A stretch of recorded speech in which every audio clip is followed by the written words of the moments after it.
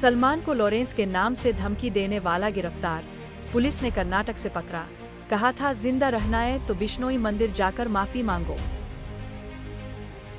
सलमान खान को मंगलवार सुबह फिर लॉरेंस के नाम से धमकी मिली।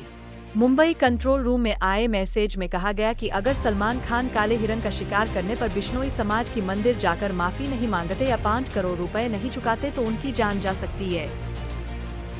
हालांकि मीडिया रिपोर्ट्स के मुताबिक धमकी देने वाले आरोपी को पुलिस ने कर्नाटक से गिरफ्तार कर लिया है। उसका नाम विक्रम है। मामले की जांच के लिए पुलिस आरोपी का मुंबई लाएगी। दरअसल Mumbai police traffic control room के पास सोमवार रात 4 अक्टूबर को एक मैसेज आया था। आधी रात को एक अधिकारी की नज़र उस मैसेज पर गई। मैसेज में लिखा गया था, अगर सलमान खान जिंदा रहना चाहता है तो उसे हमारे मंदिर जाकर माफी मांगनी पड़ेगी या 5 करोड़ रुपए देने होंगे। हमारी गैंग आज भी एक्टिव है।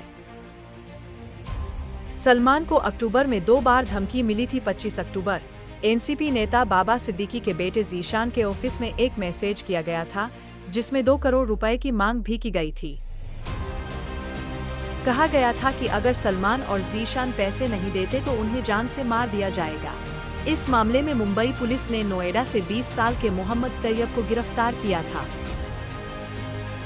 30 अक्टूबर सलमान को धमकी भरे मैसेज भेजने के मामले में 56 साल के आजम मोहम्मद मुस्तफा को गिरफ्तार किया गया था। मुंबई के ट्रैफिक कंट्रोल रूम में मैसेज किया गया था। मैसेज में कहा गया था कि अगर सलमान 2 करोड़ नहीं देते तो उन्हें मार दिया जाएगा। लगातार मिलती धमकियों के बीच सिकंदर की शूटिंग करने हैदराबाद पहुंचे सलमान खान इन दिनों फिल्म सिकंदर की शूटिंग में व्यस्त है। जान से मारने की धमकियों के बीच एक्टर फिल्म की शूटिंग के लिए हैदराबाद के फेमस ताज फलकनुमा पैलेस लौट आए हैं। पैलेस में भी एक्टर की सेफ्टी को ध्यान में रखकर कड़ी सुरक्षा की गई है। ताज फलकनुमा पैलेस को शानदार रोशनी से सजाया गया। फिल्म क्रू होटल में एक दिन पहले ही पहुंच गया था। शूटिंग की सारी तैयारियां कर ली गई थी।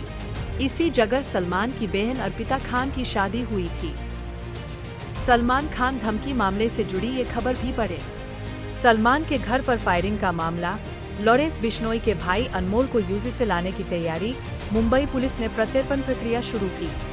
मुंबई पुलिस की क्राइम ब्रांच के एक सीनियर अफसर ने बताया कि महाराष्ट्र संगठित अपराध नियंत्रण अधिनियम (गोका) कोर्ट ने अनमोल की गिरफ्तारी के लिए पहले ही गैर जमानती वारंट जारी कर दिया है।